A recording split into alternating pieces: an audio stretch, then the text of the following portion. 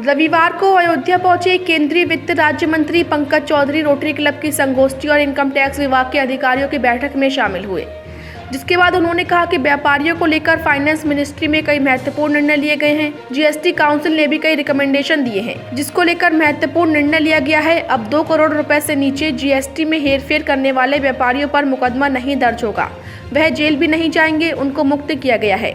वित्त राज्य मंत्री ने कहा कि व्यापारियों के लिए यह बहुत बड़ा निर्णय लिया गया है। उन्होंने कहा कि 2 करोड़ रुपए से ऊपर के जीएसटी मामलों पर हेरफेर पर ही कार्रवाई होगी। वहीं निकाय चुनाव को लेकर पंकज चौधरी ने कहा कि बीजेपी उत्तर प्रदेश में डटकर चुनाव लड़ेगी और सूबे की सभी सीटों पर बीजेपी विजय प्राप्त करेगी। साथ ही अयोध्या में रामपथ के चौड़ीकरण में मुआवजे को लेकर व्यापारियों के विरोध पर पंकज चौधरी ने कहा कि व्यापारियों और जनता के लिए चौड़ीकरण हो रहा है, उस पथ पर चलना उन्हीं लोगों को है। यह सही बात है, थोड़ी बहुत तोड़फोड़ होती है तो कष्ट भी होता है, लेकिन आज कष्ट हो रहा है, बाद में प्रसन्नता भी होगी। मीटिंग में 2-3 महत्वपूर्ण निर्णय हुआ है।